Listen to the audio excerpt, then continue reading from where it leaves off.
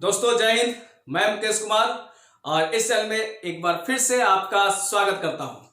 दोस्तों पता ही है कि मैं आपको ज्योग्राफी का लेसन कंप्लीट करा रहा हूं और कल हम लोग ने पढ़ा था भारत का समान परिचय। ठीक है, और ये जो कोर्सेज आप पढ़ रहे हैं ये स्पेशल फॉर ईएसआई के लिए है, जो आपका एग्जाम नजदीक आने वाला है। और जैसे ही समय मिलेगा, यानी लॉकडाउन जब टूटेगा और एग्जाम होगा, तो भाई आपको तैयारी तो करना ही पड़ेगा। और मेरा बात मानिए तो तैयारी इसलिए भी कीजिए कि आप किसी भी एग्जाम की जब तैयारी करते हैं तो उसमें जीएस ज्यादा पूछता है, तो भाई भूगोल भी तो पूछता है, तो हर एग्जाम के लिए आपके लिए बहुत काम आएगा। जैसा अगर आपने सिर्फ ईएसआई का फॉर्म भरा होगा तो बोला हम तो वही पढ़ेंगे, ऐसा मत सोचिएगा। आप कोई भी एग्जाम दीजिएगा उसमें ये काम आने वाला है। और इसके लिए हम लोग सभी को, यानी जितने एजुकेटर हैं, मिलकर एक कोर्स को, कंबाइंड कोर्स को आपके सामने हम लोग प्रस्तुत कर रहे हैं, जिसमें बहुत सारे एजुकेटर जो है, जैसे एक हिस्ट्री ले रहे हैं क्लास, एक पॉलिटिकल साइंस, और आपको पता है कि मैं ज्योग्राफी ले रहा हूं।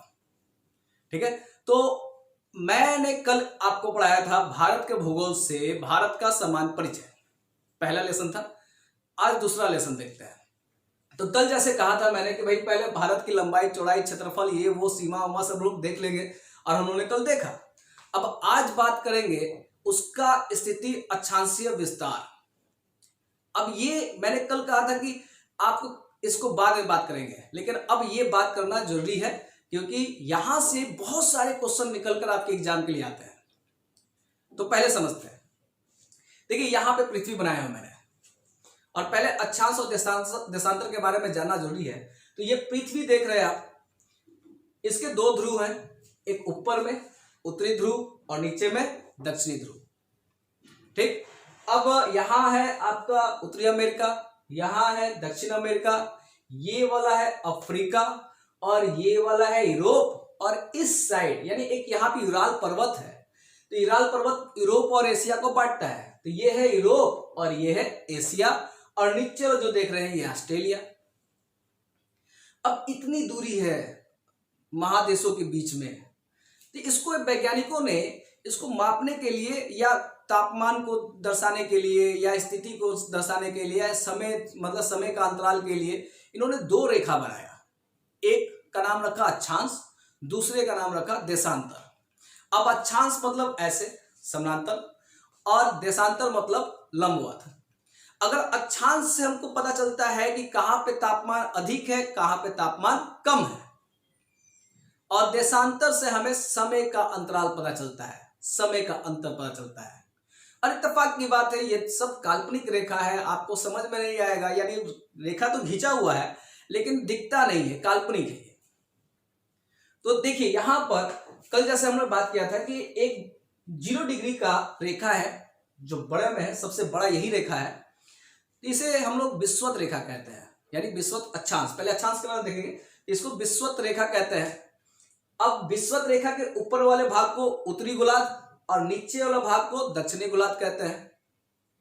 तो यहां पे गौर करने वाली बात है कि ऐसे ऐसे करके बहुत सारे रेखा है, जैसे कि 1 2 3 4 5 ऐसे 30 60 70 80, और यहां पे हो जाएगा कितना, 90। तो यानी 0 से ऊपर भी 90 है और 0 से नीचे भी 90 है। तो 90 90 कितना हो गया, 180। कभी कभी कहता है जीरो रेखा एक और है तो 181 भी बोल देते हैं लोग। कहीं बोलते हैं जीरो रेखा तो दोनों में काउंट होता है, तो 179 बोल देते हैं। ठीक, तो अब सोचिए कि जो विषुवत रेखा है और उसका एक बड़का मतलब बड़ा बेटा का है या छोटा बेटा, दो बेटा है, तो ऊपर वाला में एक जो रेखा देख रहे हैं यहां पे कर्क रेखा बोलते हैं। ठीक, कर्क रेखा कितना डिग्री, 23.5 डिग्री। ठीक, 23.5 डिग्री। नीचे भी एक रेखा है जिसको लोग बोलते हैं मकर रेखा, वो भी कितने डिग्री पे है, तो 23.5 डिग्री। अब अंतर क्या है, 23.5। तो अगर विषुवत के ऊपर है तो 23.5 उत्तरी, और अगर विषुवत के नीचे है तो 23.5 दक्षिणी। और यही जैसे देखिए पृथ्वी ऐसे झुका हुआ है, और जब चक्कर लगाता है ऐसे सूर्य का, जब सूर्य का चक्कर लगाता है तो सूर्य की स्थिति चेंज होती रहती है।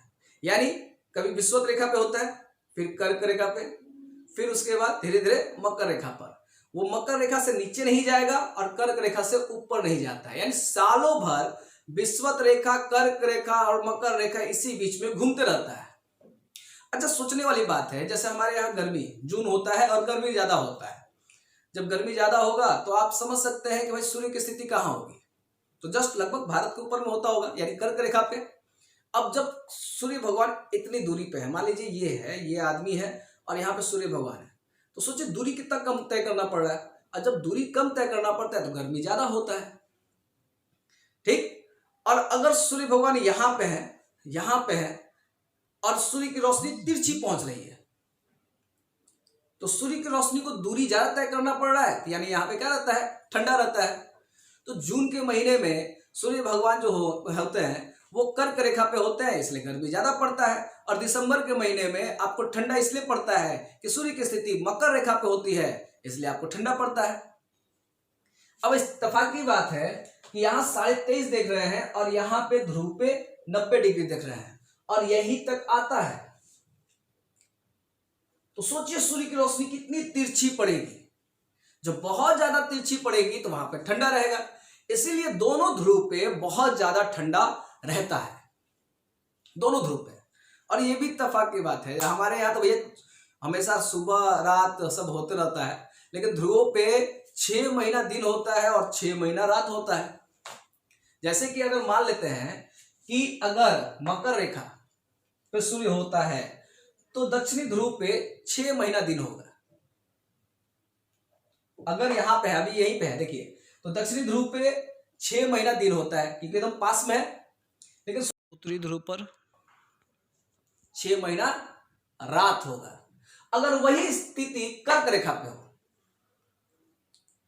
तो उत्तरी ध्रुव पे क्या होगा, 6 महीना दिन, तो दक्षिणी ध्रुव पे क्या होगा, 6 महीना रात।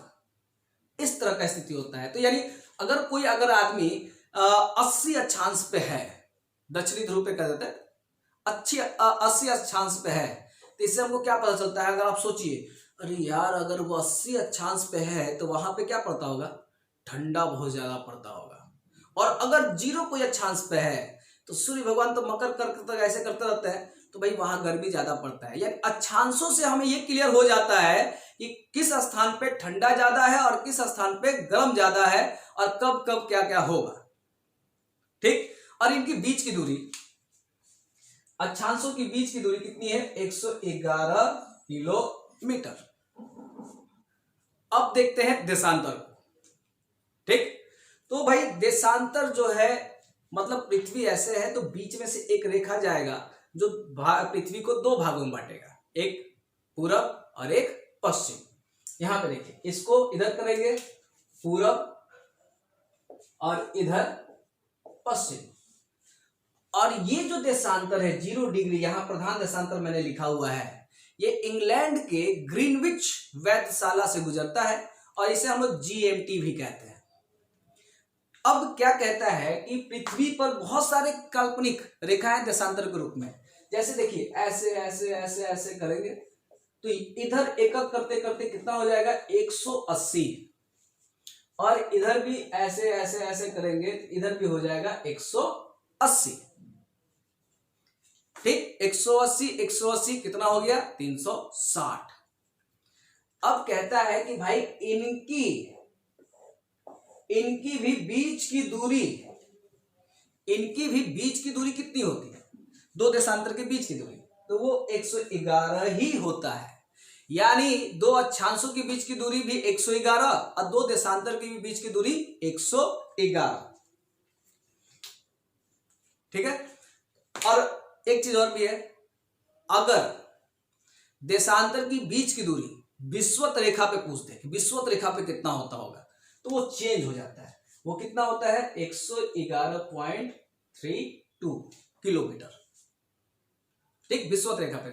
आप सोचिए ऐसे, आप किसी गोले आकार गेंद को पकड़े हुए हैं तो बीच में तो भाई बड़ा वृत्त है ना, तो इनके बीच की दूरी क्या हो जाएगी, ज्यादा हो जाएगी, और यहां पे थोड़ा कम होगा, इसलिए। और एक और है, 2 देशांतर के बीच की दूरी को क्या कहते हैं, तो कहते क्या है, गोरे। क्या कहते हैं, गोरे। फिर एक क्वेश्चन और पूछता है, दो देशांतर के बीच में समय का अंतर, मतलब 1 2 बीच में समय का अंतर कितना होता है, तो वो होता है आपका 4 मिनट। कितना होता है? 4 मिनट। अब खेल यहीं से शुरू होता है। अगर हम बात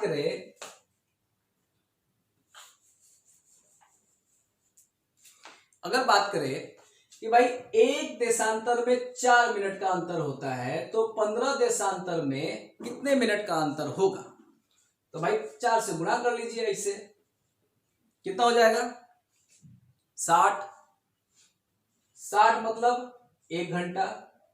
उसी तरह से 30 देशांतर में कितने समय का अंतर होगा? तो 2 घंटा, यानी 120 होगा, तो यानी यहां पे क्या हो जाएगा? 2 घंटा। ठीक। 180 में हो जाएगा 12 घंटा, 180 में 12 घंटा। तो यहां पे एक और कीजिए, पूरब साइड में 180 है और पश्चिम साइड में भी 180 है, तो कहीं ना कहीं 180 तो मिलता होगा। इधर से पूरब से भी जाएगा ऐसे 180 180 ऐसे करते 1 2 3 करते, और इधर से भी जाएगा। तो पृथ्वी चूंकि गोल है, तो यहां पे कहीं ना कहीं एक सेंटर पे तो मिलेगा। ठीक। तो 180 में 12 घंटे का अंतर, तो 2 180 है, तो 12 12 दूनी 24, मतलब दूना, मतलब 12 12 दोनों जोड़ दिया जाए तो 24 घंटे का मतलब एक दिन। यानी अगर जापान से ऐसे उग रहा है सूरज धीरे धीरे धीरे धीरे, तो पूरा ग्राउंड मारते मारते में पूरा एक दिन का अंतराल हो जाता है। इसके लिए यहां पर एक रेखा है, थोड़ा जिगजैग स्टाइल में ऐसे ऐसे करके, यहां पे एक रेखा है, मतलब वही देशांतर है, जिसको हम लोग 180 देशांतर कहते हैं, और इसको तिथि रेखा भी कहते हैं। तिथि, अंतरराष्ट्रीय तिथि रेखा। क्योंकि 12 12 करते करते एक 24 घंटा का अंतर हो जाता है, तो इसको पार करने वाला, देखिए ऐसे ये रेखा कहां पे है, देख लीजिए, ये रेखा है बेरिंग जल संधि, जहां उत्तरी अमेरिका के पास बेरिंग जल संधि है, और ये वाला पूरा पार्ट जो देख रहे हैं ना, ये प्रशांत महासागर है। और इस साइड में, यानी इस साइड करेंगे तो किधर आएगा? इस साइड में, तो यहां एशिया है। तो उत्तरी अमेरिका और एशिया के बीच में ये रेखा जाता है, और इसमें एक दिन का फायदा और एक दिन का घाटा होता है जब कोई इसे पार करता है आने जाने में। इसीलिए इसको अंतरराष्ट्रीय तिथि रेखा कहा गया है। अब इतना बताने का कारण क्या था कि मुझे भारत तक पहुंचना है। ठीक। तो यहां गौर कीजिए, ये विषुवत रेखा है और ये है आपका भारत। तो विषुवत रेखा भारत से नहीं गुजर रहा है, थोड़ा सा ऊपर से गुजर रहा है, यानी उत्तरी गोलार्ध में। लेकिन एक रेखा है जो कर्क रेखा, भारत के बीचों बीच से होकर गुजरता है। कर्क रेखा, मकर रेखा नहीं, मकर रेखा कहां से गुजर रहा है? ऑस्ट्रेलिया से। तो विषुवत रेखा के ऊपर में है इसलिए, और 0 देशांतर से पूरब में है इसलिए पूर्वी देशांतर। और इधर जितना भी देशांतर होगा ना, वो सब क्या होगा? पूर्वी देशांतर। ठीक। इधर मैंने बनाया हुआ है भारत का मैप, इधर देखते हैं, यानी मैंने इस पॉइंट को काटकर यहां पे लाया है। तो भाई एक चीज तो है, यहां पे विषुवत रेखा है, ठीक, 0 डिग्री, थोड़ा सा कट रहा होगा। अब इसके ऊपर में आते हैं, तो विषुवत रेखा से ऊपर में है, तो 4 डिग्री 4 मिनट, इसको मिनट ही लोग बोलते हैं, 4 डिग्री 4 मिनट। और फिर अगर देखते हैं ऊपर में, यानी 8 डिग्री 4 मिनट से लेकर यहां तक, यानी यहां तक 37 डिग्री 6। अब यहां पे देखते हैं इनके बीच में लगभग कितने अक्षांश का अंतर है, तो आप कह दीजिएगा लगभग 30 अक्षांश का अंतर है, लगभग 30 अक्षांश का अंतर है। और अगर पूर्वी देशांतर की बात करें तो यहां 68 डिग्री 7, और यहां पे है, यहां लास्ट 97 डिग्री 25। ठीक। तो इन दोनों में भी, यानी यहां से लेकर पश्चिम से लेकर पूरब तक के बीच में भी लगभग 30 देशांतर का अंतर है, 30 देशांतर का अंतर है। क्लियर? अब अगर बात करें कि 30 अक्षांश का अंतर यहां से लेकर यहां तक में और 30 देशांतर का अंतर है यहां से लेकर, मतलब यहां से लेकर यहां तक में। तो एक पूछता है कि भैया कौन सा रेखा जब भारत के बीचों बीच से होकर गुजरता है, अक्षांश में बात करें तो अगर, तो भाई कर्क रेखा। और ये भी पूछता है कि भारत के किन किन राज्यों से होकर गुजरता है, तो भाई कह दीजिएगा आप 8 राज्यों से होकर गुजरता है। कितने? 8 राज्यों से। तो यहाँ पे 8 कौन कौन से हैं, तो अगर बड़ा एग्जाम दीजिएगा तो क्रम पूछता है, क्रम हमेशा याद रखिएगा। यहाँ पे देखिए पहला हो जाएगा गुजरात, फिर राजस्थान, फिर मध्य प्रदेश, छत्तीसगढ़, झारखंड, पश्चिम बंगाल और यहाँ पे है त्रिपुरा और मिजोरम। ठीक, 8 राज्य हो गए, गुजरात, राजस्थान, मध्य प्रदेश, छत्तीसगढ़, झारखंड, पश्चिम बंगाल, त्रिपुरा और मिजोरम। अब यहाँ एक और क्वेश्चन पूछता है, कभी कभी ये पता है क्या पूछता है, इनमें से कौन सा राज्य कर्क रेखा पर स्थित नहीं है। ठीक, अगर याद है तो ठीक, नहीं याद है तो ले भी लीजिए। ठीक ना। और एक चीज और भी है, जैसे कि ये भी पूछता है कि जो कर्क रेखा है मतलब वो किस शहर के बीचों बीच से गुजरता है, मतलब शहर का नाम भी पूछता है। तो आप कह दीजिएगा रांची, झारखंड की जो रांची है वही। ठीक, रांची शब्द याद रखिएगा। और जलवायु के हिसाब से भी 2 भागों में भारत को बांटता भी है। कि वही सूर्य भगवान तो यहीं से घूमते ना, यहीं पे ज्यादा ऐसे से घूमते, इधर तो जाते नहीं है, इसलिए। नेक्स्ट बात करते हैं देशांतर की। ठीक, देशांतर की। अच्छा एक चीज और भी है, कर्क रेखा को अगर याद करना हो तो ट्रिक भी बहुत फेमस है, और सबसे ज्यादा फेमस पता कौन सा है, मेरा नहीं है, मित्र पर गमछा झार। ठीक है, मी से मिजोरम, त से त्रिपुरा, ग से हो जाएगा गुजरात, म से हो जाएगा मध्य प्रदेश, गमछा, छ से हो जाएगा आपका छत्तीसगढ़, झाड़ मतलब झारखंड, पे मतलब पे झाड़, पे से हो जाएगा पश्चिम बंगाल। ऐसे ट्रिक है, लेकिन हम ट्रिक के माध्यम से सोचते हैं, इसको याद किया जा सकता है, लेकिन हमेशा क्रम पूछता है तो क्रम को ज्यादा याद रखिएगा। ठीक है ना, क्रम क्या है वो ज्यादा याद रखना बहुत ज्यादा महत्व रखता है। अब बात करते हैं, मैंने यहाँ पे एक रेखा दिया हुआ है जिसको बोलते हैं 82.5 देशांतर। अच्छा अभी हम लोगों ने देखा कि यहाँ पर देशांतर के बीच में, यानी इस छोर से लेकर इस छोर के बीच में कितने देशांतर का अंतर है, तो 30। एक देशांतर में 4 मिनट का अंतर, 15 देशांतर में 1 घंटे का अंतर, तो 30 देशांतर में 2 घंटे का अंतर। यानी हम कह सकते हैं कि पश्चिम से पूरब के बीच, भारत के पश्चिम से पूरब के बीच में कितने समय का अंतराल है, तो आप कह दीजिएगा क्या, 2 घंटे का। और हर देशांतर में अंतर ही है, तो सोचिए ऐसे ऐसे खूब यहां पे ऐसे देशांतर गया होगा, ऐसे ऐसे। और जापान इस साइड में है, तो सूरज पहले इधर से उगता है और पहले सुबह होगा, ऐसे धीरे धीरे धीरे धीरे धीरे, फिर सुबह यहां पे होगा, तो ऐसे होता है। ठीक, तो जब जापान इधर से उगता है तो यहां पे देखिए 0 देशांतर यहां पे है और जापान इस साइड में है, तो पहले सुबह कौन होगा, पहले यहां जापान होगा, फिर भारत होगा, फिर ऐसे होगा, अफ्रीका होगा, और फिर जाके लंदन होगा। यानी लंदन बाद में होगा और भारत पहले सुबह होगा। यानी भारत क्या है, आगे है, लंदन जो है समय से पीछे है। तो अगर बात करें कि समय का तो अंतर तो है ही।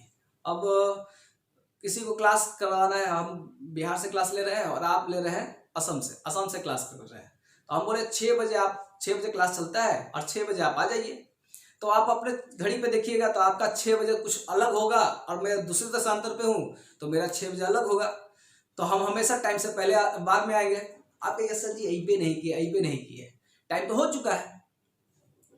घड़ी देखिए, अगर उस देशांतर के हिसाब से अगर मिलाते हैं तो फिर आप क्या कीजिएगा, अगर मेरा क्लास करना होगा तो आप कहिएगा लगता है सर आधा घंटा लेट आते हैं, तो अपना घड़ी जो है आधा घंटा के बाद मिला लिया, और यानी आपका जो घड़ी का टाइम है वो मेरे टाइम से मिला दिया गया, तो एकदम एग्जैक्ट टाइम पे आप मुझे पकड़ सकते हैं, यानी मेरा क्लास ले सकते हैं। मान लेते हैं, उदाहरण दे रहे हैं, तो अब कितना लोग का घड़ी मिलाते रहे आदमी, तो इसका एक उपाय निकाला गया।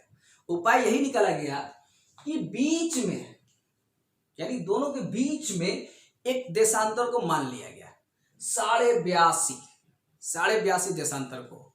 और उसके बाद उसके भी यहां से गुजर रहा है, तो उसके भी बीच में एक इलाहाबाद का जगह है जिसको हम लोग बोलते हैं नैनी, और आप किताबों में मिर्जापुर भी देता है।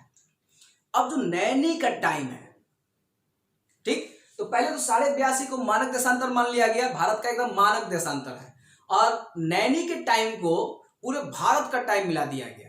यानी अगर आपका भी जो समय का घड़ी है, मेरा भी समय का घड़ी जो है, वो कहां से मिला हुआ है? नैनी से, और पूरे भारत का घड़ी मिला हुआ है नैनी से ही। और इससे समस्या जो है वो हल हो गया। जो अगर 9 बजे मैच है तो सब 9 बजे टीवी खोल के बैठा रहता है, क्या कि 9 बजे शुरू होगा, भले सुबह और शाम वाला में अंतर रहता है। ठीक, अगला क्वेश्चन पूछता है कि भाई ये बताइए कि इंग्लैंड का टाइम, इंग्लैंड का जो ग्रीनविच है के टाइम से भारत का टाइम कितना आगे है? आगे है, क्योंकि भाई सूरज तो पहले इधर से उग रहा है, तो इसलिए आगे ही होगा। तो आप क्या कहिएगा? जैसे कि आप देखिए, अगर निकालना भी हो तो निकाल सकते हैं, 82.5, पहले 82 और साढ़े का तो हम जो हाफ रहेगा उसको 2 मिनट मान लेंगे। इसको 4 से जब गुणा कर दीजिएगा ना, तो आपको पूरा पूरा निकल जाएगा, और आपको पता चलेगा कि 5.5 घंटा जो है, 5.5 घंटा आगे है। और ये भी क्वेश्चन बहुत ज्यादा पूछता है। उसके बाद पूछता है कि ये बताइए जो ये 82.5 देशांतर है, वो 82.5 जो देशांतर है वो कितने राज्यों से होकर गुजरता है? कितने राज्यों से होकर गुजरता है? तो आप कह दीजिएगा कितना? 5। जैसे कि उत्तर प्रदेश, मध्य प्रदेश, ये दोनों भाई है, दोनों में है, नहीं उत्तर प्रदेश इसमें नहीं, उत्तर प्रदेश और मध्य प्रदेश। उसके बाद छत्तीसगढ़, अच्छा ये दोनों भाई है, छत्तीसगढ़, उसके बाद आंध्र प्रदेश, और उसके बाद उड़ीसा।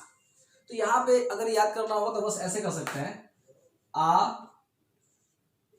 उत्तम उछल, आ से हो जाएगा आंध्र प्रदेश, उत्तम से हो जाएगा उत्तर प्रदेश, म से हो जाएगा मध्य प्रदेश, उ से हो जाएगा उड़ीसा, और छ से हो जाएगा छत्तीसगढ़, अल्लाह से हो जाएगा साइलेंट। ठीक है, आ उत्तम उछल। तो बस ये छोटा सा ट्रिक है, अगर आप याद कर लेते हैं तो ज्यादा अच्छा रहेगा। तो वही मैं बता रहा हूं कि ये वाला जो लेसन आप जो देख रहे हैं, ये सबसे ज्यादा महत्व रखता है, चूंकि एग्जाम से रिलेटेड बहुत सारे क्वेश्चन इनसे क्रिएट होते हैं। और ये भी बहुत जरूरी था कि पहले जब तक अक्षांशीय और देशांतर विस्तार अगर नहीं देखिएगा तो फिर भारत को समझना थोड़ा मुश्किल हो जाएगा।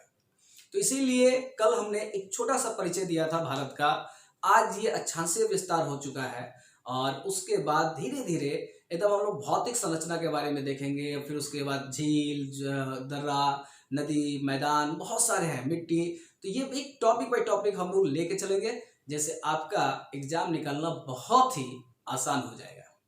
ठीक है, तो मिलते हैं कल इसी टाइम पे 6 बजे, और नया लेसन लेकर आपके सामने हाजिर रहूंगा। और ये मेरे लिए, मुझे लगता है कि ये बेहतर रहेगा, क्योंकि मैं जब क्लास ले रहा हूं तो आपको एकदम पॉइंट टू पॉइंट क्लियर हो जाएगा, और शायद आपके लिए भी, क्योंकि मुझे पक्का है अगर आप ऐसे ही कंटिन्यू धीरे धीरे क्लास करते जाएंगे तो पूरा का पूरा ज्योग्राफी, इंडियन ज्योग्राफी खत्म हो जाएगा, और आपका एग्जाम बहुत बेहतर तरीके से निकल जाएगा। ठीक है, तो मिलते हैं कल।